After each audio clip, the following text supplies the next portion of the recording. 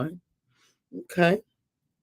And then for those of you who will be used by Papa at some point down the road to encourage this girl, I love it. I love it. I love it. I love it. Blessings, blessings, blessings. Trying to find me some earrings here, y'all. Earrings, earrings. Well, however you find yourself, good morning. Oh, let's put on these. Good morning, good morning, good morning. All right, all right. So we are continuing our conversation about patterns. Oh, about patterns. We do so with this hair. Good morning, Pastor. Good morning, Pastor April. So good to see you. We're continuing our conversations around this notion of patterns and our need to trust our patterns, trust them in a way to give us information, to give us insight, to give us wisdom, to help us to know where we are headed based upon where we've been. If you've taken a route over and over and over again, you know where that route is going to land for you. You know where that route is going to end up if you've taken the same route over and again and again and again. So you're not surprised when you find yourself on that street, in that place, with those people doing that thing, whatever it is. You're not surprised because you know that route takes you to that space, to that place. Same with our habits and with our patterns, right? Our patterns will tell us where we are going to end up. It'll tell us where we're going to end up. So if you are not satisfied with where you have ended up based on those patterns, it behooves us, beloved, then to change our actions, which will therefore change our patterns, right? So assess our patterns with the truth.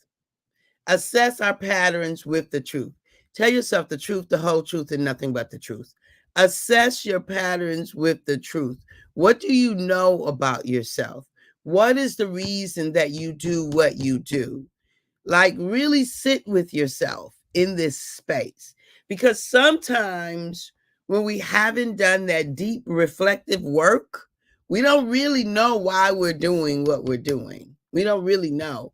Like, I lived a long time before I knew that scarcity was informing everything that I did. And the reason that I did or didn't do things in a good in a in a substantial to a substantial degree was because ultimately I didn't believe there was enough to make my dreams for my dreams to come true. I didn't believe it was possible for me, right? And that was scarcity. Like, I had received that from childhood, from growing up in poverty, so on and so forth. And so once I discovered that in 2020, I'm 61, y'all. I'm 61. And so ain't no shame in my game. It ain't too late to shift, to do something different. Like, we do what we can do. We do what we know to do. We show up to the best of our ability. And then we get revelation and insight, and then we can get deeper transformation. And so once I realized, once the awareness came, once I was available, good morning, Tisha, good morning. Once I was available for Papa to show me show me that about myself, then I was available to do something about it. Do you see? Because I remember many a times that I didn't press the envelope that I should have. That I not should have. Let me that it was available for me too, but I didn't, because I didn't believe at the end of the day that it was possible for me. Now, this wasn't. I'm just saying, this wasn't even conscious. Good morning, Trula. Good to see you this morning. It wasn't conscious. None of that was conscious. Like, I wasn't aware that I was leaving life on the table. Good morning, Brian. Good morning, sis. I wasn't aware that I was leaving life on the table. I wasn't aware that I wasn't living the fullest life available to me. I was living the fullest life I knew how to live. Good morning, Erica. Good morning, honey bun. But I wasn't aware that I wasn't living the fullest life available to me. Right. And so as I became aware of scarcity playing in my background, in my subconscious mind, I was like, oh, snap. What? I got a glimpse of it in November of 2008. I retired in 2019. And that was a pre-show that Papa was just giving me a preview. But in February of 2020, man, when I say he unlocked it and showed it to me, and I was like, whoa, that's what that has been all these years. Oh, my. You don't get to stay. Thank you, Papa. Thank you for showing me, but you don't get to stay. You don't get to stay. So, what's the point that I'm making this morning? So I had some patterns that had me to live below what was available for me. And let me tell you, you couldn't tell if you looked at me on paper. Like even when I shared with some that are closest to me, they basically dismissed what I was saying. It was like, nah, you of all people did not live in scarcity. Look at what you've done. Look at what because by that time I had pretty much done a full career as a professor in seminary and university. I had all the degrees by then. I had, retired from a career of 36 years. It's all the things that society check. But see, what they didn't know is the things I didn't do, the places I didn't go, the things I didn't say, the times I didn't press, right? So I did do a lot, but I left a lot of life on the table because I simply didn't have, right? My patterns in my patterned way of thinking, my patterned way, and I received the messages in my childhood from society that basically young Black girls like you don't. People like you don't. Like this not available for you. I didn't even know I was receiving it, okay? And it is what it is. Like I ain't complaining. I'm no qualms, because let me tell you what I do love. I love this version of this girl right here. And I love this version of that girl right there who was, had scarcity playing loudly. And, so so you know what? If we had to do that for me to have this, I'm good with it. Like I'm good with it because I love me some me. Love me some me. Girl, I'm so grateful for this girl right here and all that she has, all that she is, and all that she would ever be. We are grateful for her right now. Right now. Appreciate. I'm looking at myself in the mirror while I'm talking, and I sincerely, deeply have deep appreciation for me, deep appreciation for how I show up in the world, deep appreciation for how I get the privilege of serving. I'm so very grateful to Papa for his love for me, because his love overflows through me, and I love living that life. Oh, wait a minute. I ain't sang my song in a long time. Hey, cousin, good morning. I love you. All is well.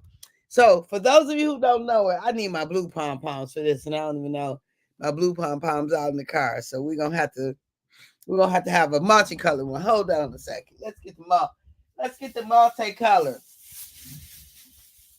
I love this life of mine. I love this life. For those of you who know the song, sing with me. I love this life of mine. I love this life of mine. I love it. I love it. I love it. I love it. I love it. I love it. I love this life of mine. Come on, y'all. I love this life of mine. I love this life of mine. I love this life of mine. I love this life of mine. Come on. I love it. I love it. Yes. I love it. I love it. I love it. I love it. I love this life of mine. So let me tell you, look, let me just say, and this does not mean that my life don't have stuff and issues and challenges and all those kinds of things. Because of course it does, because we're human. And as long as we're in this human body, right, we're going to have stuff. But let me tell you what I've learned. I've learned to love. I've learned therewith to be content, right? Whether I'm a base or bound, the Apostle Paul said, I have learned to be content. I've learned to live a life to be satisfied now, in the now, satisfied and content in my now, while I am yet eager for more, while I yet intend for there to be, I know there's more. Like there's not a doubt in my mind, beloved, that there is more available for me and you. Not a doubt in my mind. And so I woke up this morning, I said, Papa, how shall I serve today? What will you have of me? Help me. How can I be my fullest, truest, highest, freest version? How can I be my fullest, truest, highest, freest version, Papa? Help me to be that. Help me to be that. And so I'm so very grateful for being that. So, Terry says, good morning. Hey, Terry. Good morning. It's my brother-in-law and sister-in-law, y'all. The Jameses. I love this life of mine, right, Erica? Love this life of mine. Such a catchy tune. So assess your patterns. What patterns work for you and what patterns don't serve you? Like, be truthful. Be truthful. There's certainly some patterns. So I have eating patterns that don't serve me. Eating patterns, what I put in my mouth. Okay. I have eating patterns that do not serve me well. And I'm working with those. I don't beat myself up about them at all. I am working with those patterns to release those that don't serve me. Good morning, Ray. Welcome. I am. And so I invite you to look into your life and to see what patterns you have that work for you and what patterns you have that don't support you living as your highest version, your truest version, your fullest version, your freest version, freer, higher, truer, fuller. That's the goal. That's my goal. Because as I am intending, like I want to be so filled with love that it oozes out of me, right? I ran into a person and that's what she said. She said something just, like it just oozes out of you. I'm like, thank you. I know what you mean. I want to be so filled with love, so full of it, that I leave, I don't know the word, that I leave, I don't know, some of it everywhere I go. I leave a aroma. I leave, right, tangibles of it everywhere I go. I desire to be so filled with love, beloved. And that's my goal every day, to fill myself up, fill my cup up, to expose myself to that, which helps me to become the better version of myself, the next best, truest, highest, fullest version of me. But you know how one way to do that is to love the version you are right now. If you can truly love the version you are right now, you open up the possibility for the next version of yourself. When you truly love the version you are, you prepare for the next version in a much, much more delightful way. So I love y'all. I really, really, really, really do. And let me tell you why I do. Because I love me first. I do. I love me first. For those of you who've never seen my business card, it says, love you first. Love you first. Why do we do that? We love ourselves first, so we have an abundance in which to love. Oh, thank you, true love. Thank you. I love you back. In which to have an abundance to love others. That's the goal. Let me tell you what's a win-win. Love is. Love is a win-win. Love is a win-win. There's no way to lose with love. It is an impossibility to lose with love. If you're losing, it's not love. It's not love. It's not. It's a win-win. I'm not saying that there isn't pain in love. Yeah, because when we love people, there's pain. If people are doing something harmful to themselves, then we will experience pain if we love them. Well, even if we don't, we experience some pain sometimes. You know what I'm saying. So I'm not saying there isn't pain. There's pain in life, but I'm saying what I am saying is that there's no way to lose from love, right? And so oftentimes we mistake obsession, right? We mistake addiction.